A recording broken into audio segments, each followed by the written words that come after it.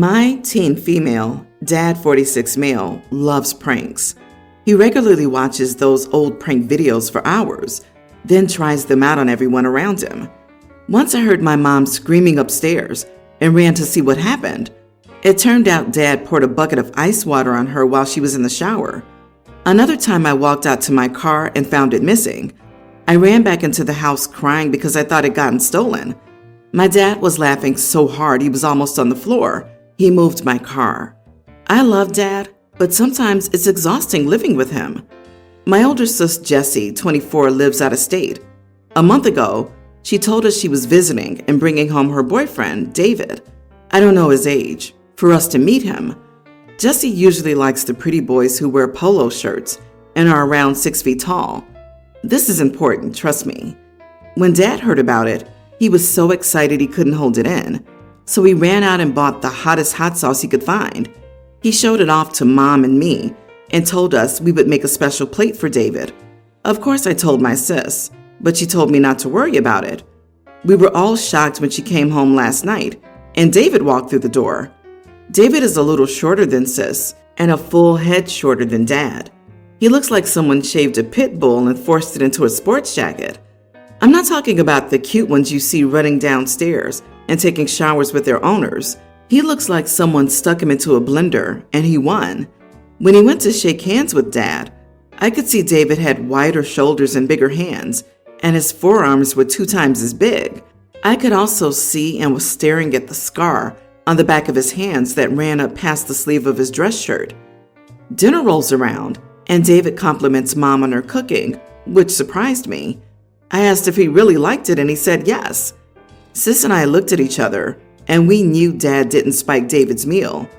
I asked Dad if David got the right plate, or if there was a mix-up. Then I told David that Dad had prepared a special plate for him. Dad's face turned bright red, and he told me to eat my dinner. Of course I didn't, so I said I'll go check the kitchen and get the right plate. Sis was trying so hard not to laugh, and poor David was confused. Finally, Mom squeezed my leg hard, and I knew the fun was over. After Sis and David left, Dad yelled at me for embarrassing him. Mom told me to apologize, but I refused, saying that I was only trying to help Dad out with his prank. So I'm grounded until I apologize. Did I go too far by embarrassing my dad? Am I the idiot? Not the idiot. Sure, you embarrassed your dad, but he invited it by going out of his way to humiliate others. Your dad needs to learn that pranks aren't cool. They're not fun. They're a power play, especially when the prankster can't handle when one blows up at his face. Being grounded until you apologize is also a power play. It's coerced compliance. Nothing to be gained from it. No useful life lesson for you. It's all about your dad's ego. I'm sorry about the situation you're in. Coming from a guy of similar age to your dad, his behavior sounds abusive, and to be honest, a little pathetic. Do what you need to get by until you move out, and don't set your expectations of reasonable adult behavior by that of your father. Everyone's the idiot here. Your dad shouldn't be pranking guests, and you shouldn't have pushed the conversation beyond asking if David liked dinner. As you said, poor David. Exactly. Instead, you embarrassed yourself and thought it was amusing to make your family look like idiots. How you spoke about David is horrible. David is the person who is owed an apology. OP, I don't think you are the most mature person, seeing as how you made David feel uncomfortable. From David's perspective, it looks like you were trying to pull something, not your dad. But wow, your dad's true colors are showing. He's a coward, and his ego is very fragile. Maybe that's a common profile for the avid prankster. By the way, your dad is a jerk. When you have kids, don't be like him. They gave a tip to the sister in advance, so she probably filled David in beforehand on Dad's pranks. And standing up to your abusive father to defend someone is incredibly mature. He's not a prankster, he's an abuser. He avoided David because he could fight back, so don't call OP immature. Update. Thanks for reading my post. Even the people who called me an idiot. I'm still grounded, but it won't start until Sis leaves, so I spent the day with her and David. He's the funniest guy I've ever met. He kept Sis and me laughing most of the afternoon. He's also super sweet. He opened the doors for us everywhere we went and pulled out Sister's chair for her at the restaurant during lunch. I like him a lot, although it wasn't all good times because they always held hands and kissed. I stopped doing that freshman year. My visual description of him was not to say that he's ugly, but I meant to say he's the scariest guy I've ever met in real life. I felt like a queen today because people just got out of the way everywhere we went. Anyway, thanks. I adopted my tween son, Mason, 6 years ago, although I've had him since he was born. It was like a Disney movie because Mason doesn't look like me and I'm a single dad. People rightly assume he's adopted or I'm the babysitter. He's had a few insecurities about that. It's gotten better over the years because he's seen different types of families, and most people are satisfied when he tells people that I'm his dad. He just doesn't want to be labeled as the adopted kid because he's the only adopted kid at school. He just wants to be a normal kid. Being different is considered to be a liability. Adoption can carry a stigma. This week, Mason was not his normal self. Usually when he's very upset, he lashes out at me or won't cuddle with me. Eventually, he cried and said his teacher gave him a note saying, "Happy Adoption Day." Like, I didn't even know there was an adoption day. He viewed it as a dig and that everyone knew he was adopted. I sent his teacher an email to get more information, and she did say that she likes giving personalized notes to her students for things that they share in their classroom community. She's never gotten a complaint about this. I asked her if Mason told the class that he was adopted, because that would shock me. She said no, but that she knew, and she was adopted too, so she knows an adopted kid when she sees one. She then asked to speak in person. I met with her during lunch and it turned into a pity fest with crying included. I cut her off and told her that her tears and life story didn't move me. Just admit that you screwed up, apologize, don't do it again, and move on. My son came in from lunch recess and she did apologize. She told him to tear up the letter. It was a mistake. It was over. Later in the day, this nut emailed me to go over what we discussed, and her last paragraph was about how she felt I was rude and dismissive and snapped at her. She was fishing for an apology, which I wasn't going to give because she was trying to take some of the heat off of herself in case I brought it up to the principal. That's not my style. Not the idiot. I don't care if Mason was born in hospital, delivered by a stork, or found under a gooseberry bush. It's none of her business. This teacher overstepped all reasonable boundaries and is not owed an apology. Give your son a hug for me. This is such a violation. If it were known by the school administration, it would be a serious point of discussion. If it's happened with your son, it's happened with others, and she admitted as such. Therefore, she needs training or to be let go. It would help if you gave the principal a heads up. She could be doing a lot of damage to many kids based on assumptions, and that needs addressing with her by someone higher up the chain. Everyone's the idiot here. The teacher crossed the line with the note because Mason hadn't shared that information with her or anyone. She sucks for that. However, she came from a place of empathy and what she thought was common ground between a student and her. And when she was confronted, she apologized to him. You're the biggest idiot here, in my opinion.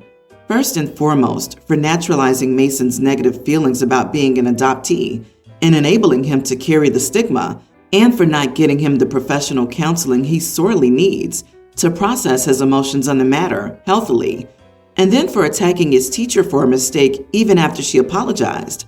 I don't know if you have some sort of trauma that triggers you when people cry or express feelings, but you were horrible to this woman, and you're missing the mark with Mason.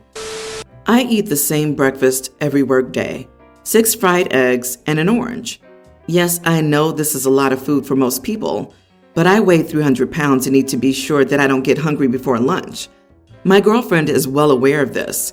She doesn't like eggs and never eats them, so it works out perfectly because each week when we go grocery shopping, I buy a 30-pack of eggs, which lasts exactly the week. 6 eggs plus 5 days equals 30. I work Thursday to Monday every week. This past Sunday evening, when I had 6 eggs left in the carton for Monday morning, I was in the shower and came out to discover that my girlfriend had used one of my eggs to make a cake. I wasn't upset with her, but I was mildly annoyed because she knew that I was planning to eat it for breakfast the next day. and it was too late to go out and get more eggs. I asked her to please let me know next time we're at the grocery store if she plans to need an egg that week so we can buy extra.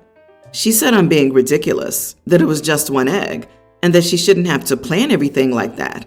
Again, I want to emphasize that I'm not mad at her, just mildly annoyed, but she seems to think that even that's an overreaction. Am I the idiot?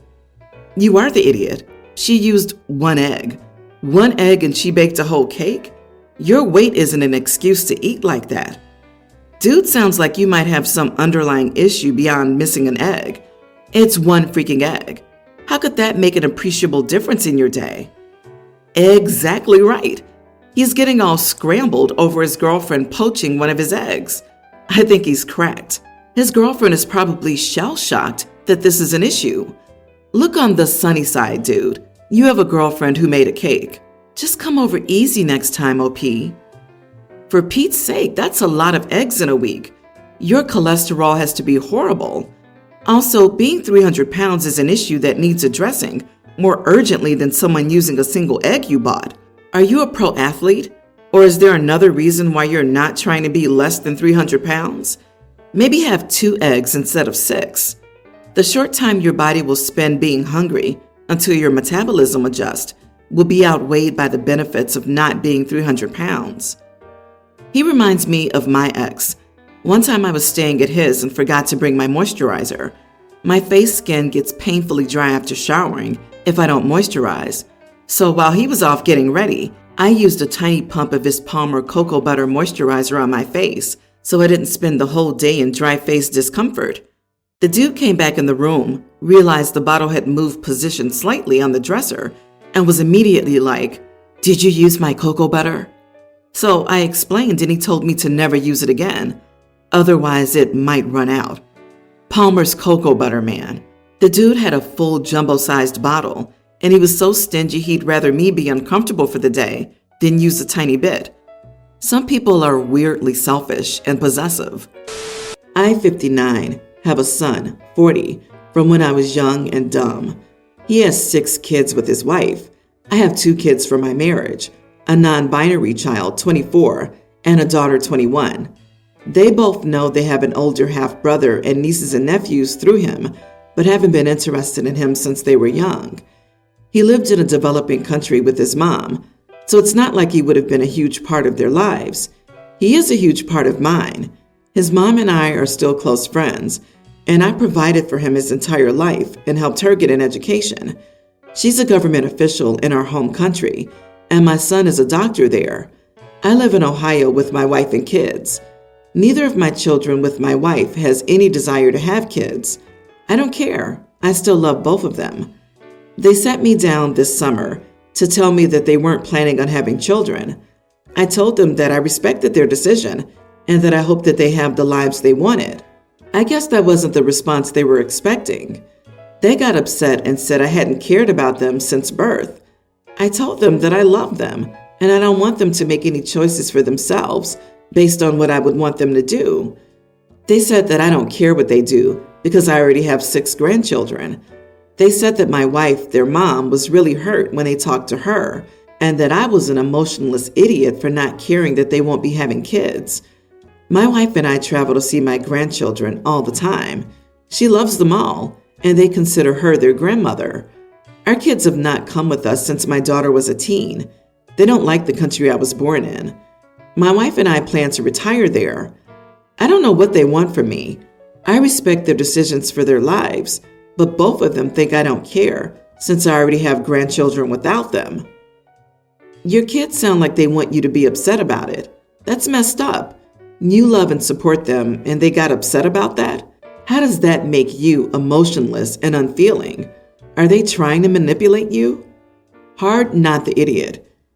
Yep, they were looking for a response that would have turned into a fight, and then they were disappointed. So now they're upset that he didn't play into their trap. Is it possible they have some unresolved jealousy as their mother loves your grandchildren? Geez, you need some family therapy. Your kids just want to complain about something. They resent their half-brother. They resent their nieces and nephews. They resent you taking multiple trips a year to this other country. They resent that money is sent abroad for the family. They probably resent your retirement plans. If you had an emotional reaction to them not having kids, then it would have been, why don't you support who we are, like you support brother? There's no way you could do well in that conversation in their eyes, but you did the right thing. Good luck. My brother Richard is nearing his 40s, yet his biggest priority is living a trendy lifestyle. Things like vegan challenges, backpacking for weeks at a time, and extensively vlogging his daily life on social media. He constantly crashes frat parties and tries to hang out with college kids. If Richard only had to worry about himself, I would say it's his own life and not my place to judge him. But Richard has 2 young children, my niece Adelaide, who's just a young child, and my nephew Parker, who's a kindergartner. Adelaide and Parker are being raised by my parents because their mother has issues, and Richard has never been there for his kids. Whenever he visits my parents' house, Richard responds to Adelaide and Parker with, "Oh yeah, you're here too, I guess," and just blows them off. He's never shown up to a single appointment or event for them.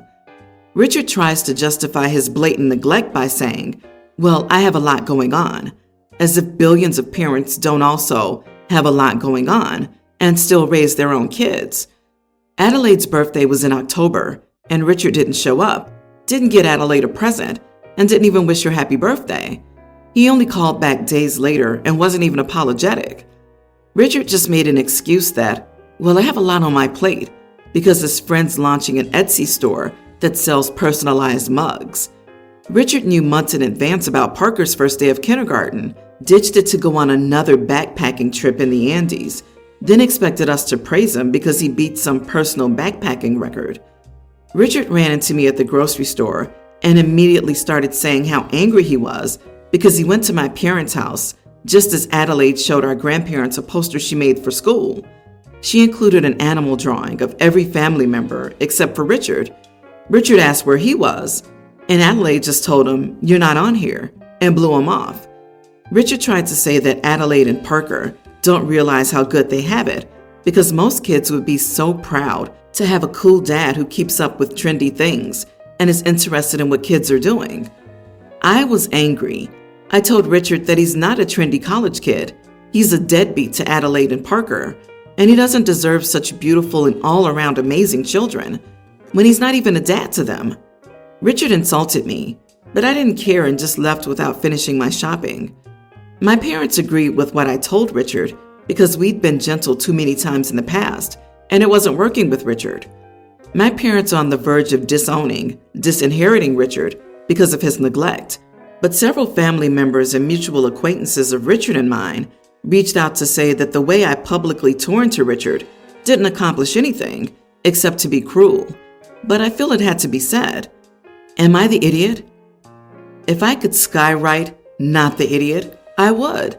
Kids at that age do not give 2 craps about how cool their parents are. They only care about time and attention. The fact that you didn't decapitate him on the spot puts you in the running for sainthood.